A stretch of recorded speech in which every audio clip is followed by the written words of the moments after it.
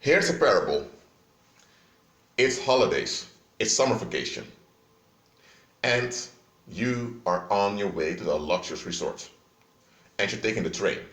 The train will arrive within 2 days. It has stopped at multiple stops because there are more people going to this resort. And past year, many people talk about the resort already, and you thought this year I want to go. So you, your family, your friends, you're all on that train. You are excited. It's going to be a great month. A month to never forget. And you've heard that the prices are low there, so you can purchase a lot of souvenirs also. You brought your cameras with you, and man, it's going to be great. And everyone in the train is excited for going to this resort. Suddenly, one day before arriving at the resort, you have this passenger that's removed from the train by the police. This passenger lost her mind. She was screaming, "Get off the train! It's a trap! You're going to be exterminated! You're in trouble!"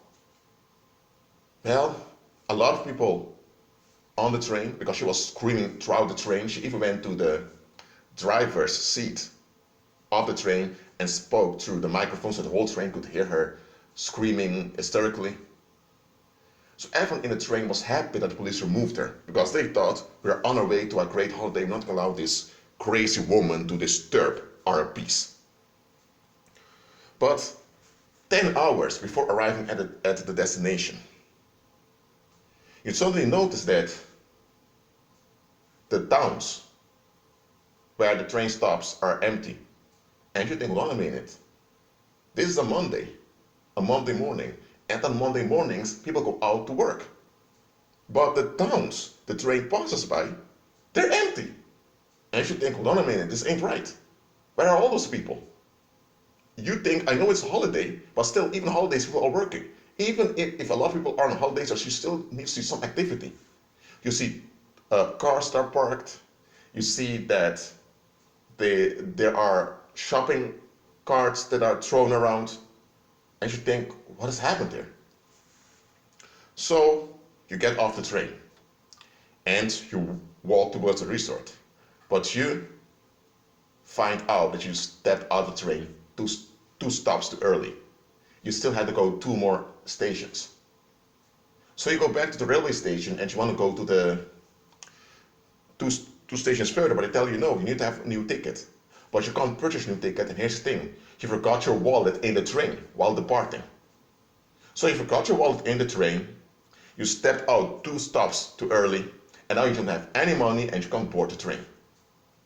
So you become very angry at yourself. You even begin to damn yourself because you think, why did I do this? You are depressed now because you are missing out on the great holiday and you have no money. How are you going to get home? So eventually there is this hospital that picks you up and they tell you you're not the patient but you can stay at the hospital. So you are relieved because you don't have to stay in the cold outside, even though it's summer, it can still be cold at nights. So after spending there for a week, you also work at the hospital to earn some money. You wanna board the train to go to the final stop. But then you figure out there is no train departing that week to the final destination. But then there's this taxi that's willing to bring you there. So you enter the taxi and you go there. But when you arrive, you think, huh? Is this the resort? And then you figure out that the railway station is built on the ground. So the people that arrive at the final destination, they don't see how it looks on the outside. They enter into a tunnel, and inside the tunnel they leave. So it's only when they leave the railway station they figure out where they are. So from the outside now, you think, huh? Is this a luxurious resort? This looks like a prison complex. And then you walk by the prison complex and you see that there are the people working hard. They're doing slave labor and some of them are even starving. And you see a few of them lying dead. And you think, huh? What is this? And then you remember that crazy woman in that train that began to scream, "Get off the train, it's a trap, you're going to be exterminated." And it's then that reality gets through to you. You were about to be exterminated in an extermination camp. It is, though to some human error on your part, that you left the train too early. But that error of yours was your rescue. Because if you would have remained on the train and you would have arrived at your destination, you would have found out the hard way that it's not a luxury resort, but you were trapped, that you were about to be exterminated by slave labor and through other methods of killing. Okay, this is a parable, okay? Maybe something like this happened in real life, okay? Maybe during the Second World War. I don't know, this is just a parable I gave onto you, okay?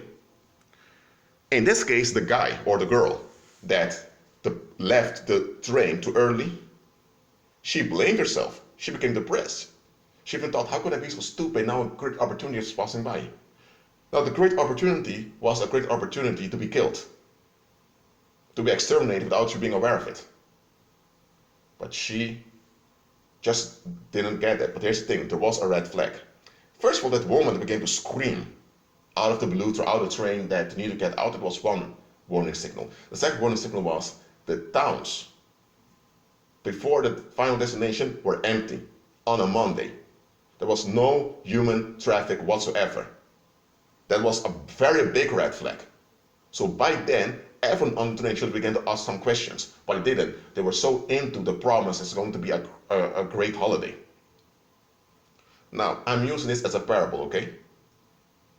And I'm pointing out here that when the enemy wants to destroy you, when he wants to trap you, he will never come with a whole army face to face to you. He will not do that.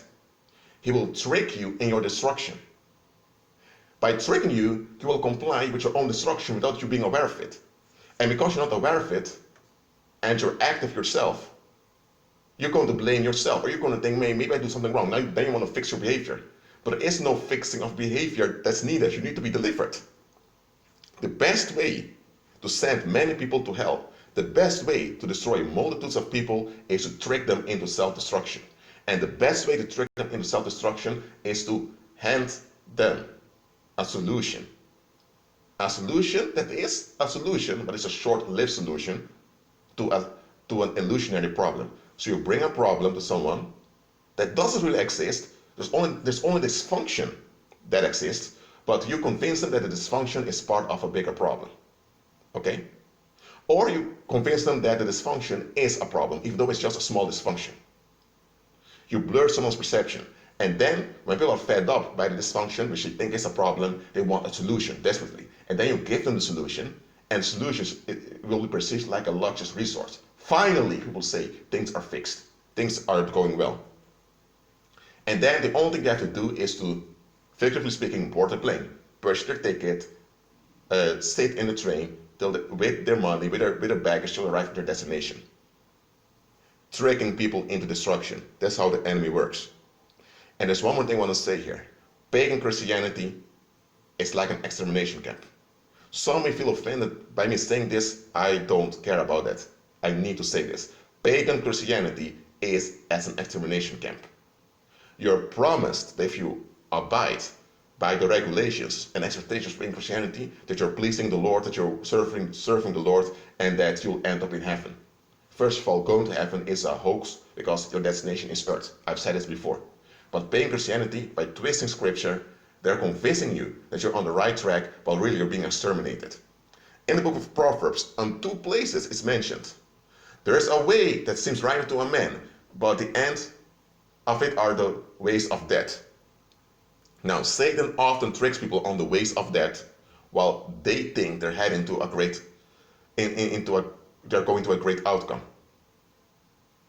I'm telling you, look at the bigger picture. In the parable I gave unto you, that passenger noticed that on a Monday, the towns nearby were empty.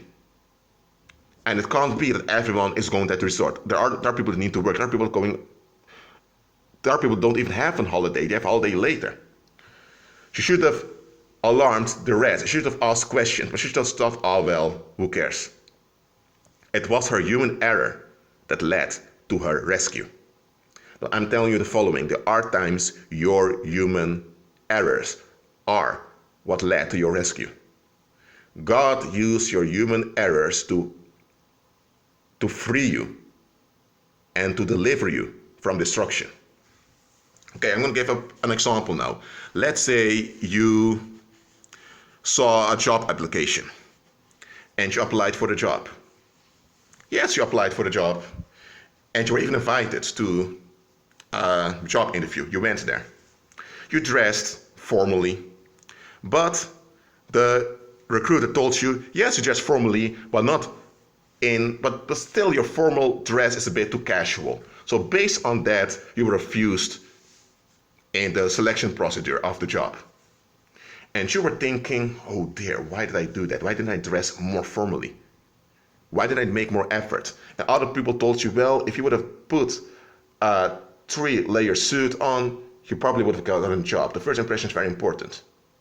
So you're upset because you lost the opportunity to get the job, because the job paid well, around 3,000 euros a month at a prestigious company. But here's the thing: that error of yours of not realizing that they have a high image and they expect a high formal performance, that error led to your escape. Because this is what's going on. At that company, there's a lot of money laundering and child trafficking happening behind the scenes. Because the head, let's say the owners of that corporation or that company, they're pagans and they have contracts with evil spirits. So they need to comply with the negative. So you arriving at that workplace would involve you in the cover up of what they were doing. And not only that, because the owners of the company don't want anyone to know what they're doing, they created some jobs for people to apply on, but those jobs are traps. Anyone that gets those jobs will be burdened with a lot of work. Work is not necessary, and eventually they'll be blamed for the dysfunction in the corporation. But the dysfunction is only manufactured to hide what the owners of the company are doing. Now, you were not aware of any of this. You just thought, okay, this is a good application. This is a job application. Well, I meet the requirements, so let me go for it. You didn't look any beyond. You didn't look at the bigger picture. But here's the thing: your prayer you made to keep violence away from you worked out. That's why you malfunctioned when preparing to go to the job interview. So your human error was an answer to your prayer to keep you away from danger and from violence. Because it's violence and danger you would have encountered after getting that job. You get what I'm saying? So look, there are times, as a believer is always the case, your human errors are your rescue. Okay? No, I'm not saying this to promote human errors, okay? I'm just making plain, as a believer, there isn't such thing as failure. It doesn't exist for the believer. The believer that agrees with Christ, there is no failure for you. Even your errors are blessed. You got me? Okay? And that's why I'm telling you, be happy that that guy you texted didn't text you back. Be glad that that relationship didn't work out. Be glad that those friends left you. Be glad that you were a bit annoying back then, people get fed up with you. Be glad it all happened. Because you've escaped a lot. You've escaped more than you realize. Well, that's it for now. Agree with Christ and be at peace.